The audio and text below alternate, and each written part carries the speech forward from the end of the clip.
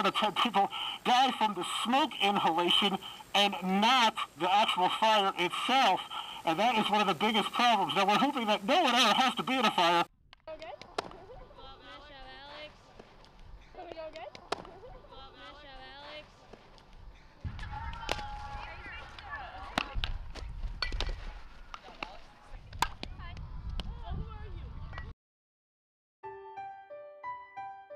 They are really very active in the community, and Sherry, we call her like the mother of every kid in North Omaha, and Walter, the philosopher and journalist. They're just really they're really the dynamic duo. I think I'm teaching them, and they're teaching me. I mean, the things that they've taught me about life and life on the street and the things that they've gone through, it's like, wow. And there's a lot of myths about HIV and AIDS, and I want people to understand this is your life. Life is a gift. Enjoy your life. But in the same token, know what's going on with you and keep yourself protected. She has helped legitimize this in the eyes of so many people, and the people do know. They do know, you know. I mean, I always tell people, don't think black people don't know there's an epidemic based upon we're not masked in the street or something like that, because they know which family members are coming up, you know, with different diseases and things like this. Unfortunately, where HIV is concerned, we're still very much closeted. He was able to connect immediately, connect very good, and work with those things, especially when we had the AIDS, which we call SIDA, epidemic and in the Latino community, and we were trying to engage people to do these services and to really take care of themselves. We know that Nebraska AIDS Project is there. At the time that I joined the board of directors, one of the most consistent concerns, if not complaints, by the Nebraska AIDS Project is we can't seem to get any traction in North Omaha. The churches won't talk to us. The basic mainstream community organizations don't really want to, you know, affiliate with us. And so that was the critical role that allowed me to really join in with Sherry. But it's like walk a mile in someone's shoes before you judge them. And that is what they taught me. This is a us disease, and it's about loving us and taking good care of us, regardless of who is gay, who's bisexual, who's a transgender. It doesn't make a difference. And if I can just get them to understand that we have to love one another as the way we are, where we're at right now, then maybe they'll get it. Let's not point fingers anymore. Let's just keep one another safe. It's that non-judgmental caring that both Sherry and Walter have is what really will get people's attention and will get people to think about their behavior, to think about things that's going on, and they listen to Sherry. I think they made a tremendous difference, because that education, even though we cannot measure that, we have seen the impact of, you know, the lower cases of AIDS. People are taking care of themselves. You can feel it, you know, statistically, that this is having a great effect. And it's because of those champions like Sherry and Walter Brooks. Whether it's presentations that Sherry does or articles that Walter writes, I think North Omaha is more aware and healthier because of Walter and Sherry Brooks. It was time for them to be recognized. It should have been a long, long time ago, but I'm glad that they're recognizing them now, because they have done a fabulous job.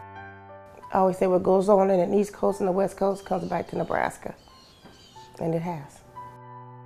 I mean, this is our community. This is what we're supposed to do. We're supposed to give back. We're supposed to love.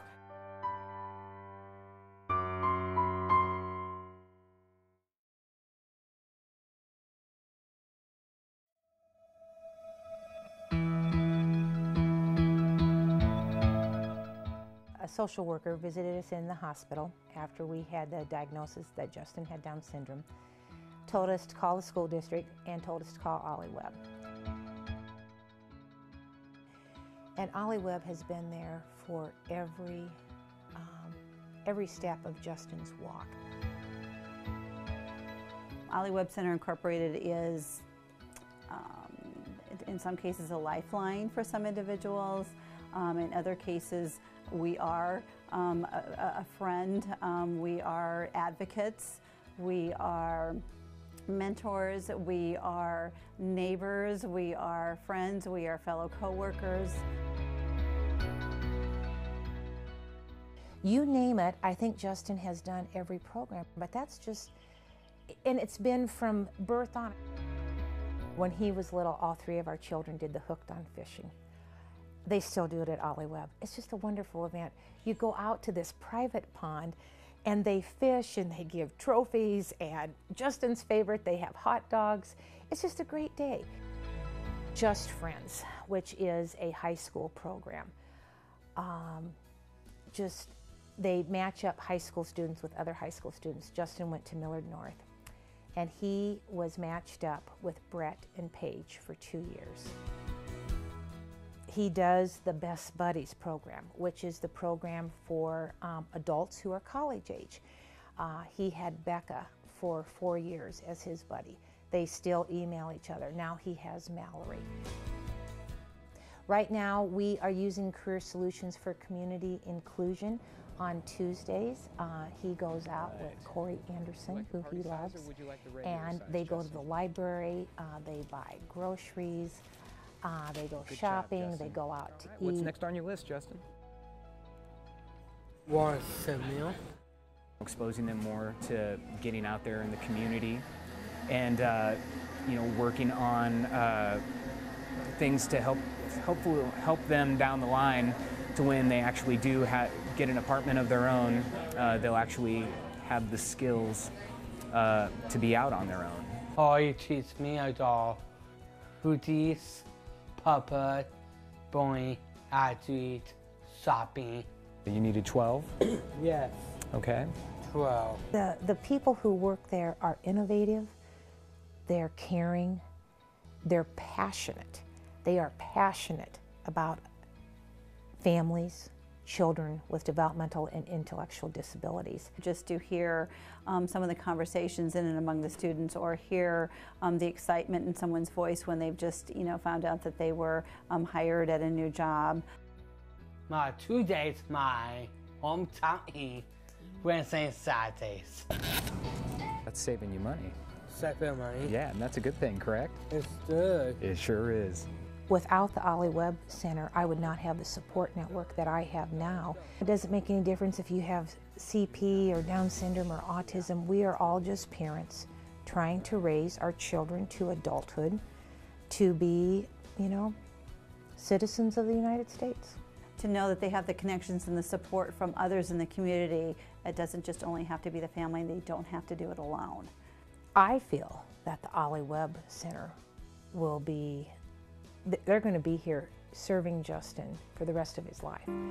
And I tell people all the time, Justin's glass is filled to the brim and overflowing, because every day with him is a gift, and it's a gift of life. And he is so outgoing, and he has affected all of us in the aspect of accepting everyone, that we all are different. I think just having known Ollie Webb for a short time before she passed on, I think Ollie Webb would be thrilled and very proud of what we have carried on and the legacy, and the fact that her name is still such an integral part of our organization, and that indeed everything that we focus on is modeled after her spirit and her determination. We're all unique human beings, but we are all people.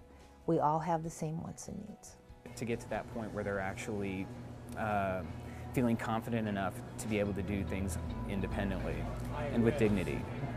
And that is, I think, the ultimate dream there. All right, and you want to head out the door? Yeah. There you go. All right, good job, Justin. Bye. Good job.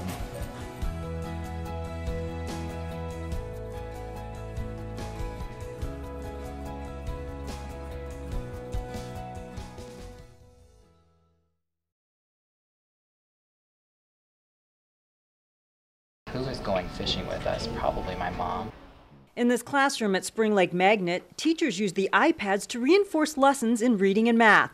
Educators hope the skills the students master in here will show in their assessment tests in April. We have increased in math and in reading at every grade level last year on our Nebraska state tests. We couldn't be prouder. But Assistant Superintendent for Omaha Public Schools, Dr. Renee Kerberg, admits the district still has a ways to go to meet the numbers dictated by the U.S. Department of Education's No Child Left Behind law. So what did Mom say? Be careful when you play in the lake. According to the mandate, more than 80% of kids in the state's public elementary, middle, and high schools have to pass the reading and math sections this year. The stakes are high. So if we don't hit the target, we have sanctions put upon us, and if we are not willing to submit to those sanctions, they will remove our federal dollars. What happens? $25 million worth of federal funds could be at risk. What's unfair is the extent to which it's, used for those punitive kinds of things. Susan Johnston understands the pressure districts are facing. Next year, all students have to be able to pass the Nebraska State Accountability Tests. And as Director of Assessment and School Improvement at Westside School District, it's her job to try to get them there. We tend as a nation to think, well, if that's how we're measured, that's what we better teach to. Better spend all our time on those multiple choice questions. I think we've seen education move from teaching for the sake of learning to teaching for the sake of testing, which is kind of sad. Chris Prude, the president of Omaha Education Association, believes the reliance on standardized test results isn't allowing for the kind of learning that needs to be coming out of our classrooms. I want my kids to be able to come out of school learning the facts and figures that they should be learning, but even more so to come out of school with the ability to know how to use them, how to apply them, and some sense of what am I going to do with this information now that I have it. I wonder if the emphasis on the need for critical thinking skills prompted the National Association of Governors to develop Common Core state standards, a blueprint for what schools should teach so there's consistency across the country in education. Adopting them has come with a big benefit. At least 44 of the states have obtained waivers that exempt them from the conditions of No Child Left Behind. Nebraska is one of the last holdouts. It allows, it puts us in a position where we're not realigning our curriculum, our new materials, our textbook purchases with the Common Core standards as quickly as what other states are. The expectation that a set of standards will change everything. Again, here's another set of standards. And, we've seen a lot of that in education. Quote from the book. Ultimately, the final decision will come from the state level. Educators all agree a new assessment test, however, won't make unrealistic expectations any more attainable. We can't have equitable educational outcomes if we're also willing to allow for poverty to exist in such huge disparity in our country. It would be like saying to all of our federal senators, each one of you are going to run the 50-yard dash in the same amount of time, regardless of your arthritis, your age, your ability. Terrific. Can you make they want the tests to be one part of a bigger picture when it comes to our children's academic achievements. Teach kids to be confident in math and reading and writing, to be able to do those things well, and we believe the test will take care of itself. Where the emphasis is on empowering every student to reach their full potential.